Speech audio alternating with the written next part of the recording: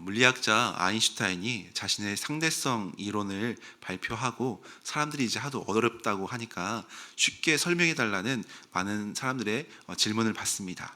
그때 아인슈타인이 들려준 유명한 일화가 있습니다.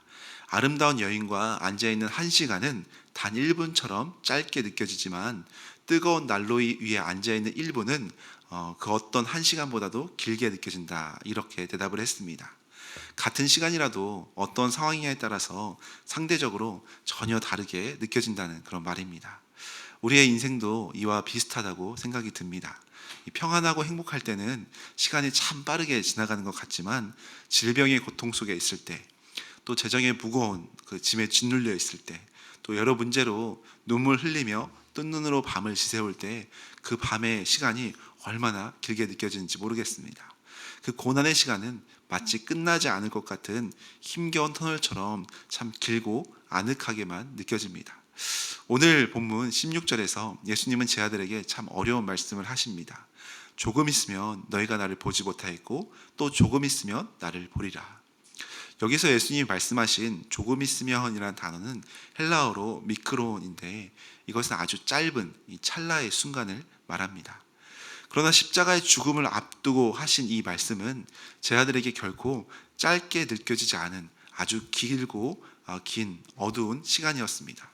실제 예수님께서 최후의 만찬을 하시고 십자가에 못 박히시기까지 이 짧은 하룻밤 사이에 그 기록을 요한복음은 굉장히 오랜 시간 하고 있습니다. 그러니까 이 요한복음만 읽어봐도 굉장히 오랜 시간이 흐른 것 같은 느낌인데, 실상은 짧은 겟세마네 동산에서의 시간들을 예수님의 가르침을 오랜 장을 할애해서 길게 설명하고 있습니다. 예수님이 체포되시고 십자가에 매달려 돌아가시는 그 짧은 하루의 시간이 제자들에게는 온 세상이 무너져내리고 숨이 막힐 것 같은 참으로 고통스럽고 긴 시간이었을 것 같다고 할 수 있습니다. 도대체 예수님은 왜 이 끔찍하고 십자가의 고통과 아픔을 앞두고 있는 이 상황에서 조금 있으면 지나갈 일이라고 마치 쉽게 얘기하는 것처럼, 제 아들이 들을 때는 조금 많이 서운할 정도로 예수님이 왜 이렇게 쉽게 얘기하실까? 우리에겐 너무나 긴 시간인데 하는 그런 마음으로 지금 듣고 있는 것 같습니다. 예수님은 두려움과 근심에 휩싸인 제자들을 향해서 이해하기 쉽도록 비유를 하나 들어주십니다. 21절에 보니까 여자가 해산하게 되면 그때가 이르렀으므로 근심하지만 아기를 낳으면 세상에 사람 난 기쁨으로 말미암아 그 고통을 다시 기억하지 아니하느니라. 예수님은 지금 제 아들이 겪게 될 십자가의 절망과 슬픔을 해산의 고통에 비유하고 있습니다. 세상에 수많은 고통이 있지만 산모가 아이를 낳을 때 이 겪는 해산의 고통은 다른 어떤 고통과도 구별되는 특징이 있습니다. 그것은 죽음을 향해 가는 절망의 고통이 아니라 새로운 생명을 잉태하고 새로운 생명을 출산하기 위해 반드시 통과해야만 하는 고통이지만 소망의 고통이고 기쁨의 고통이라는 사실입니다. 예수님이 십자가에 달리셨을 때 유대인은 승리감에 도취해서 기뻐했고, 반면에 제자들은 통곡하며 애통했습니다. 사람들의 눈에는 예수님의 십자가 사건이 완전한 실패이고 죽음의 고통으로 보였습니다. 그러나 하나님 아버지의 눈에 그 십자가는 영원한 형벌 속에 죽어가는 우리들을 하나님의 자녀로 다시 태어나게 하기 위한 거룩한 영적인 해산의 고통의 시간이었다는 겁니다. 이 해산의 고통이 끝나는 3일의 시간, 사흘이 지나면 부활이라는 영광스러운 생명이 탄생할 것을 주님은 아셨기 때문입니다. 그래서 예수님은 22절에 이렇게 위대한 선포를 하십니다. 지금은 너희가 근심하나 내가 다시 너희를 보리니 너희 마음이 기쁠 것이요 너희 기쁨을 빼앗을 자가 없으리라. 세상이 주는 기쁨은 환경이 변하면 금세 사라집니다. 만약에 우리 삶의 건강이 무너지거나 큰 어려움이 찾아오면 그동안 누렸던 세상의 기쁨과 정말 감사함은 신기루처럼 하룻밤 사이에 날아가 버릴 수도 있습니다.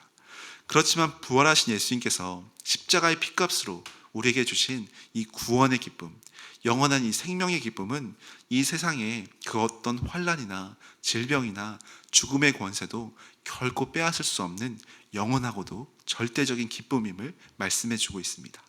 이 빼앗길 수 없는 기쁨을 소유한 자들에게 주님은 24절에 위대한 특권을 허락하십니다. 24절에 보니까 지금까지는 너희가 내 이름으로 아무것도 구하지 아니하였으나 구하라 그리하면 받으리니 너희 기쁨이 충만하리라. 구하라 그리하면 받을 것이다. 그럼 너희 기쁨이 충만하리라. 예수님의 십자가의 대속으로 인해서 이제 우리는 언제 어디서나 만왕의 왕이신 하나님 아버지께 예수 그리스도의 이름으로 기도하며 담대하게 나아갈 수 있는 특별한 자녀가 되었다는 사실입니다. 우리의 힘으로 힘겹게 홀로 살아가는 고아 같은 인생이 아니라 하늘 아버지의 무한한 영광을 예수 그리스도의 이름으로 내 삶에 풍족히 가져와서 누리는 놀라운 특권을 얻게 됐다는 겁니다.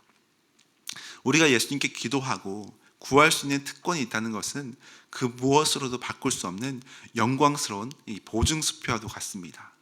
우리가 수시로 주님 앞에 기도할 수 있는 것, 하늘 아버지께 기도하여 그 놀라운 풍요로움을 받을 수 있는 것, 정말 그 은혜이고 기쁨입니다. 저도 부족하지만 개척을 준비하면서 참 복된 오해를 받은 것 중에 하나가 이제 이곳에 상가를 얻게 되고 준비하는 과정 가운데 제가 부자라는 소문이 잠깐 났었습니다. 아, 목사님이 부자이신가 보다. 이런 곳에 상가도 계약하고. 근데 그 당시에 저는 정말 통장에 마이너스였거든요. 그래서 주님, 저는 없는데 사람들이 부자라는 소문도 제가 듣게 되고 평생 살다가 부자라는 말은 처음 들어봅니다 하면서 참 이걸 감사해야 할지 좀 어떻게 해야 할지 좀 당황스러운 상황이었는데, 그때 하나님 앞에 좀 절망적인 마음으로 기도했어요. 하나님, 저는 정말 지금 힘든 상황인데 이런 거룩한 오해를 해서 참 마음이 쉽지 않습니다. 그런 마음이었는데 하나님께서 너에게 하늘 아버지가 있지 않느냐, 가장 부유한 하늘 아버지가 있는데 왜 걱정하느냐, 이런 마음을 정말 강하게 주셨어요. 그래서 그때 정말 기도하다가 혼자 웃었습니다. 그렇죠, 주님, 저에게는 하늘 아버지가 있죠. 왜 저는 이 통장의 잔고를 보면서 지금 절망하고 있을까요? 왜 사람들은 저를 오해를 할까 하면서 왜 절망하고 있을까요?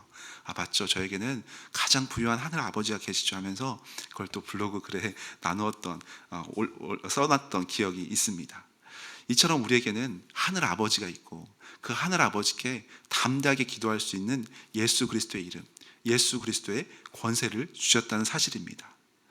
우리 삶에 때로는 끝나지 않을 것 같은 긴 터널 속에서 무거운 마음과 근심의 짐을 안고 살아갈 때도 있습니다. 그렇지만 주님께서 오늘 말씀을 통해 분명하게 약속하십니다. 주님 안에서 우리가 겪는 환난은 우리를 죽이려는 고통이 아니라 우리 삶에 더 크고 영광스러운 생명의 열매를 잉태하게 하기 위한 거룩한 해산의 고통이라는 겁니다. 비록 길고 힘들게 느껴질지라도 주님 안에서 조금 있으면 반드시 지나갈 일임을 우리가 기억하면서 영원한 기쁨을 주시는 예수 그리스도의 이름을 힘입어서 주 앞에 기도하며 하나님의 영광스러운 은혜와 풍성한 날마다 부유한 하늘의 평안을 누리는 복된 삶이 되시길 예수님의 이름으로 간절히 축원합니다.